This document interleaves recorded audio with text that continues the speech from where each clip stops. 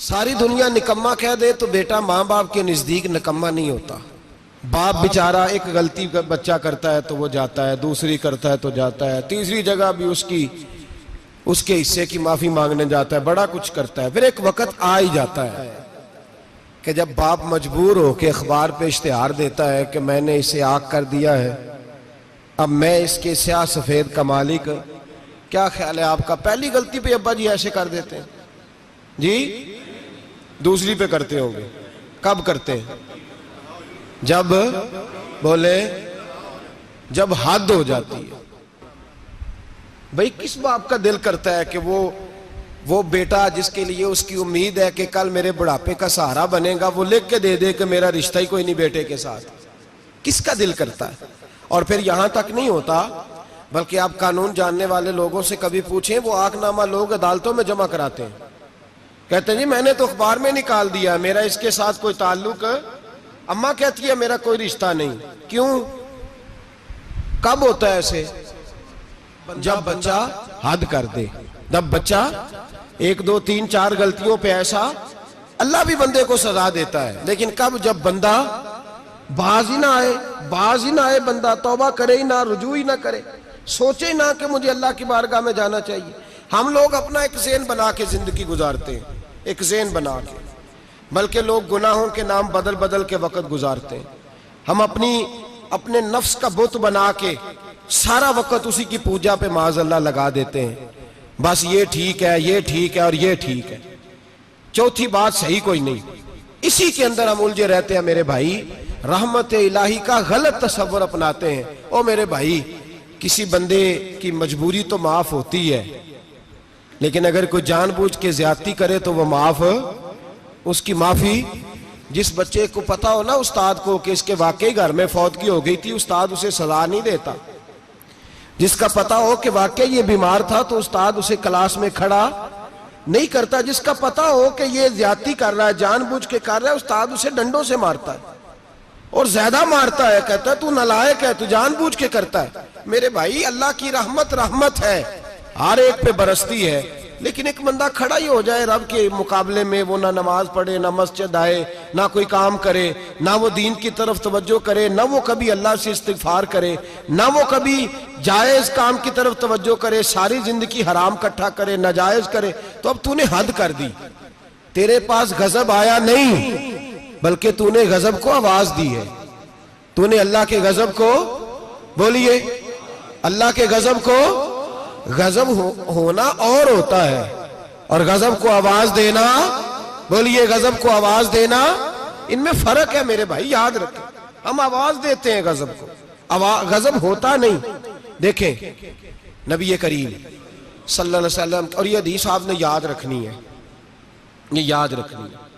नबी पाक सल्लल्लाहु अलैहि वसल्लम ने ना बहुत कम लोगों को बेवकूफ कहा है। हमारे जमाने में तो आम लफ्ज है ना बेवकूफ कहना।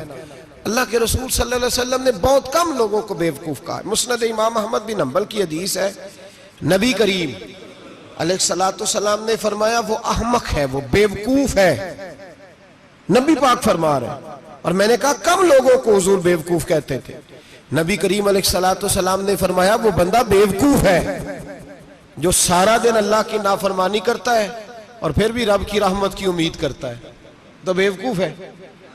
सुबह से शाम तक लगा हुआ है, मैंने नहीं अल्लाह माननी, मैंने नहीं तेरी माननी, माज अल्लाह मैंने नहीं माननी। शाम होती है तो कहता है अल्लाह बड़ा मेहरबान है, बख्श देगा।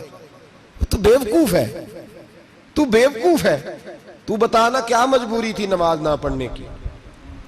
किसने तुझे गन पॉइंट पे कहा था हराम खाने को? और फला आदमी की तूने गीबत की तो तेरा उसमें क्या फायदा था? ये जो तूने सिर्फ 10 बंदों को हंसाने के लिए झूठा लतीफा सुनाया, इसमें तेरा क्या नफा था? तू सुबह से शाम तक नाफरमानी करता है, शाम को कहता है अल्लाह करीम है माफ कर देगा, अल्लाह मेहरबान है माफ कर देगा। उस्ताद मेहरबान होता है कि नहीं? फेल क्यों करता है इम्तिहान में? बोले उस्ताद बाप होता है ना, उसका दिल करता है शागिर्द फेल हो जाए, तो क्यों करता है? लेकिन शागिर्द ने ज्यादती की, उसने पढ़ा नहीं, उसने, मैंने कहा बाप आंकनामा लिखवाता है, मजबूर होकर लिखवाता है ना। ओ भाई याद, बड़ी प्यारी मिसाल मुल्ला रूमी लिखते हैं, कहते हैं मेरे गांव की एक बीबी थी, उस बीबी ने एक बछड़ा पाला हुआ था। देहातों में ना बूढ़ी माएँ बछड़े को पेड़ा देती थी और नाम भी रख लेती थी। किसी ने मिठू नाम रखा होता था, किसी ने कोई नाम। कहते माँ ने बछड़ा रखा हुआ था, अम्मा उसको आवाज देती तो बछड़ा दौड़ा आता, अम्मा उसको पेड़ा खिलाती। बछड़ा बड़ा प्यारा था, जवान हो गया। अम्मा इसलिए बछड़ा पाल रही थी कि जब बछड़ा बड़ा हो जाएगा तो हल के अंदर बच्चे उसे लगाएंगे, खेती में हल चलाएंगे। बछड़ा बड़ा हो गया, अम्मा के बेटे कहने लगे अम्मा ला, तूने बड़ा खिला पिला लिया, इससे कोई काम लेते हैं। हाल के आगे लगाया तो कहने लगा मैंने तो नहीं चलना।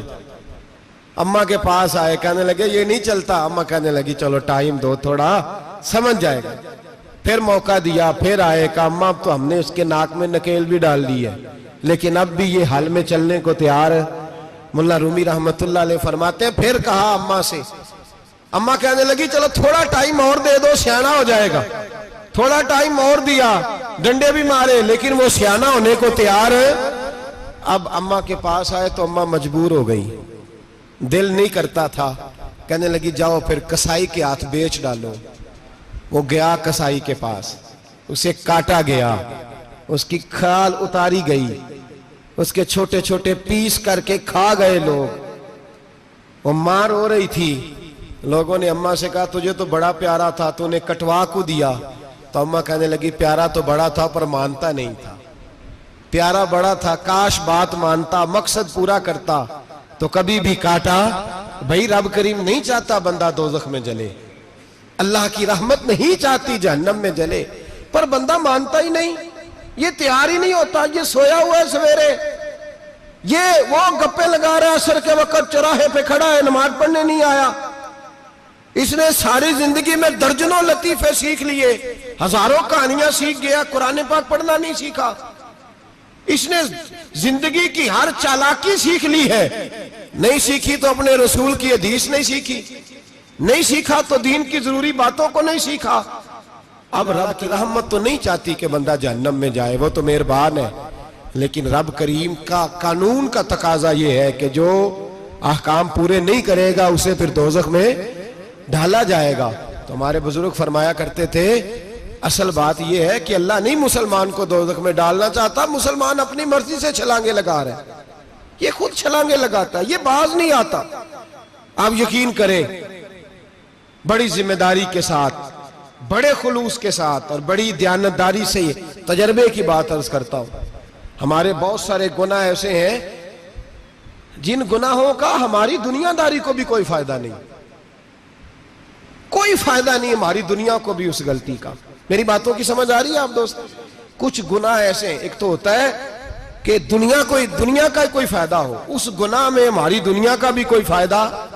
जो आदमी झूठे लतीफे सुनाता है, झूठ बोलता है, झूठ कोई फायदा नहीं उसे। लोग 10 मिनट हंसते हैं और बाहर जा कहते हैं यार ये तो कोई गैर संजीदा आदमी, वो अकल ही नहीं।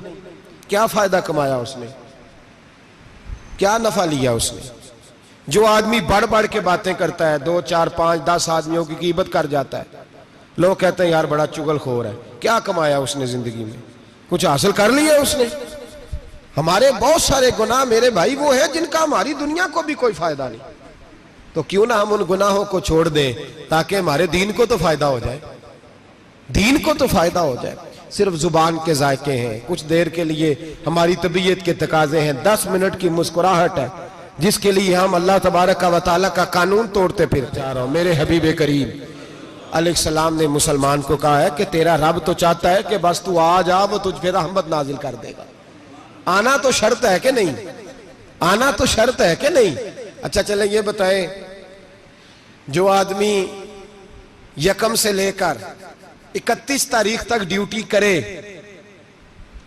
उसको तनख्वाह लेने जाना पड़ता है कि तनख्वाह घर आ जाती है? बोल के बताएं। फिर भी जाना पड़ता है, वो कहे मैंने ड्यूटी पूरी की है, फिर भी जाना पड़ता है। ड्यूटी पूरी करने के बावजूद तुझे तनख्वाह लेने, और हो सकता है कि यह भी कहा जाए अभी आई नहीं कल आना, हो सकता है यह भी कहा जाए परसों आना, यह भी मुमकिन नहीं कि फौरन। ओ खुदा के बंदे, तू आता ही नहीं खुदा की रहमत लेने, तू उसके घर की तरफ रुजू ही नहीं करता, तू तवज्जो ही नहीं करता। तू कहता अल्लाह मेहरबान है। भाई मेहरबान तो है, तू रहमत लेने आया है? तूने को बहाना बनाया उसकी रहमत का। अल्लाह की रहमत कीमत नहीं मांगती, बहाना मांगती है। पर बताना तेरा कोई बहाना है कि नहीं। मेरे नबी करीम सैयद आलम सल्लल्लाहु ताला अलैहि वसल्लम ने फरमाया, रब कीमत का सवाल और नहीं मांगता। यकीन करें, नहीं मांग, बंदे कीमत मांगते हैं। आप 100 दफा मुस्कुरा के बात करें, एक दफा ना करें तो कहते हैं मौलवी साहब अमीर हो गए, अब तो सही सलाम भी नहीं लेते। एक दफा हो सकता है बेचारा पेट में दर्द हो रही हो सकता है घर की को बहुत बड़ी टेंशन हो सकता है कोई मजबूरी हो। बंदे हमा वक्त कीमत मांगते हैं, हमा वक्त आप तंदुरुस्त हैं, हर वक्त आप कीमत अदा करते हैं तो लोग राजी हैं। लेकिन रब कहता तू कोई कीमत ना दे, कोई बहाना ही बना ले, तेरा रब तुझसे राजी हो जाएगा।